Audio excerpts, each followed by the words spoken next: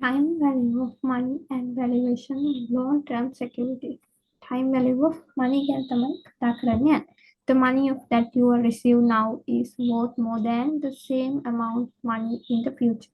කියන්නේ අද ලැබෙන ගහනට වඩා වැඩියෙන් හෙට ලැබෙනවා. ඒ අදහස තමයි time value of money කියන එකේ තියෙන්නේ. Since today money can earn interest between now and then. Time preference එක. Preference for money consumption, risk and investment opportunities. Time එක අනුව කොහොමද money එකට තියෙන කැමැත්ත ඇති වෙන්නේ කියන එක තමයි three reasons කතා කරනවා. Two perspective of time value of money කියන්නේ අද value එක සහ specific period එකක තියෙන value එක, හෙට තියෙන value එක. normal කතා කරන්නේ. The current value of future amount of the money at given interest rate. වර්තමාන මුදල වර්තමාන වටිනාකම future amount of money future value එකක අද වටිනාකම හොයන්නත් පුළුවන් අද වටිනාකමක future value එක හොයන්නත් පුළුවන් ඒක තමයි future value කියන්නේ simple interest සහ compound interest normally simple interest කියන්නේ අපි fixed amount දැන් interest දැන් 10000ක මුදලක 10% ඉන්ට්‍රස්ට් එකක් හම්බෙනවා නම් ඒ 1000 සිම්පල් ඉන්ට්‍රස්ට් එකේදී වෙන්නේ අවුරුදු දෙකක් ගියත් ඒ 1000ම තමයි. කම්පවුන්ඩ් ඉන්ට්‍රස්ට් කියන්නේ ඒ 10000ට ඒ 1000 එකතු වෙලා දෙවෙනි අවුරුද්දේදී ඒක තව මුදලකින් වැඩි වෙන එක. අපි කතා කරමු මේ ගැන. Simple interest interest paid on only the original amount. Original amount එක තුලින් තමයි simple interest එක ගන්නෙ. Function of 3. The original amount borrowed, interest rate per period, and number of time period. Simple interest එක ගන්න කොහොමද මේ functions කියන්නේ ගන්න ඕන වෙන තොරතුරු ටික. Simple on time interest. ඒ කියන්නේ එක අවුරුද්දකදී simple interest එක තමයි අපි මේ ගන්න යන්නේ. interest is principal එක කියන්නේ අපි අද ආයෝජනය කරන මුදල ආයෝජනය කරන මුදලෙන් interest එක ප්‍රතිශතයෙන් ගුණ කරපුවාම interest එක එනවා amount එක ගන්න ඕන නම් ආයෝජනය කරන මුදලයි මේ එන interest එකයි දෙකේම එකතු ගන්නවා future value එක එතකොට amount එක හොයන්න මේක සුළු කරලා අවසාන වශයෙන් අපිට ගන්න පුළුවන් a සමානයි p0 p0 1 plus r future value එක සමාන වෙනවා present value එක ගුණ කිරීම 1 plus r කියන්නේ principal එක. ඒ කියන්නේ අද ආයෝජනය කරන මුදල interest rate එකෙන් කොහොමද අපි ඒ කියන්නේ future value එක ගන්නෙ. තව අවුරුද්දක් ගියාම 3,90,000ක් වෙනවා අපි ආයෝජනය කරපු 3,00,000. simple over time interest. තව අවුරුදු කිහිපයකින් ඒ මුදල කොච්චරක් වෙනවද කියලායි හොයන්න යන්නේ. හයි interest එක හොයන හැටි දැන් අපි simple interest එකදී amount එක interest rate එකෙන් ගුණ කරා. හැබැයි අවුරුදු දෙකක් නම් අවුරුදු දෙකෙන් ගුණ කරන්න ඕනේ. එතකොට මේ සූත්‍රය සුළු කරලා අපිට එනවා a සමානයි p0 1 plus rt.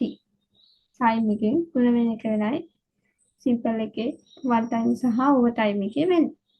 simple interest එකේ present value එක හොයන හැටි අපි හොයාගත්තා. present value එක future value එක කියන්නේ මේකමයි. amount කියන්නේ future value එක. දැන් present value කියන්නේ p0 හොයන්න නම් amount එක බෙදන්න ඕන මේ අගේ fp බෙදනවා 1 plus rt.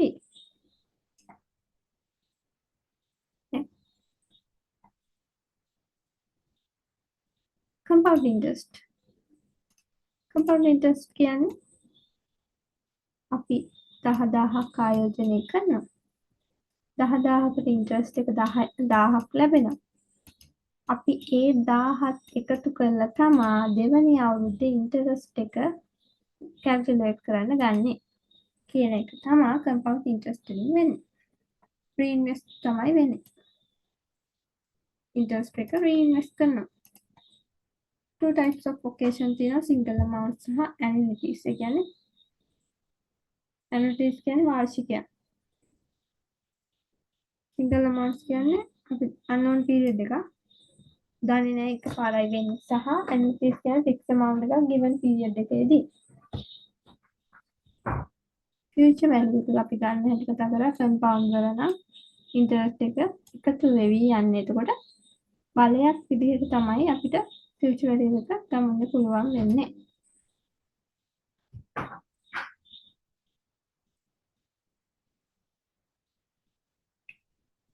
table value එක ගන්නවා නම් ප්‍රතිශතය සහ අවුරුදු කීයකටද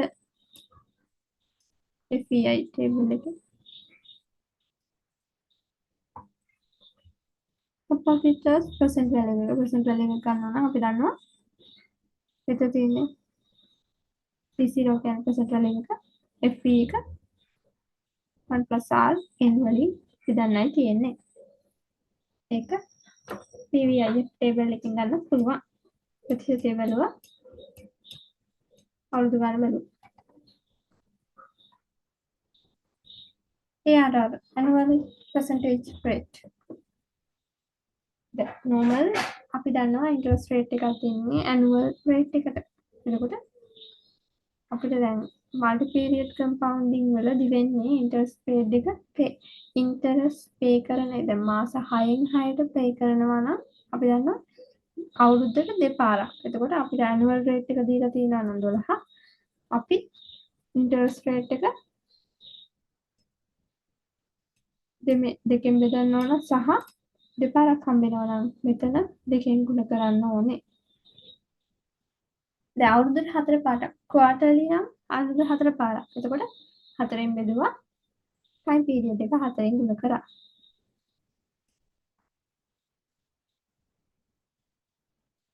compound interest වලට මොකද වෙන්නේ සහ PV දීලා තියෙනවා R තියෙනවා time තියෙනවා. එතකොට amount එක තමයි අපි හොයාගන්න යන්නේ. P0 දන්නවා අපි ලක්ෂ 5ක් දැන් ආයෝජනය කරනවා 1 plus 10යි නම් annual නම් normally interest rate එකට 5න් ගුණ කරලා ගත්ත time period එකේ. දැන් semi annual නම් දෙපාරක් ලැබෙනවා. දෙකෙන් බෙදුවා time period එක දෙකෙන් ගුණ කරා amount එක ගත්තා future value එක ගත්තා. quarterly නම් 4ෙන් බෙදුවා time period එක 4ෙන් ගුණ කරා future value එක ගත්තා. effective annual rate. normal effective annual rate කියන්නේ annual equivalent rate ම තමයි. nominal rate එකෙන් එකක් අඩු කරන්නයි තියෙන්නේ.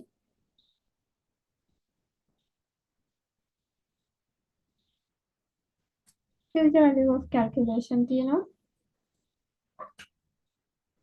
simple interest එක සහ compound interest එකේ මේ summary එක තමයි අපි මේ කතා කරලා තියෙන්නේ.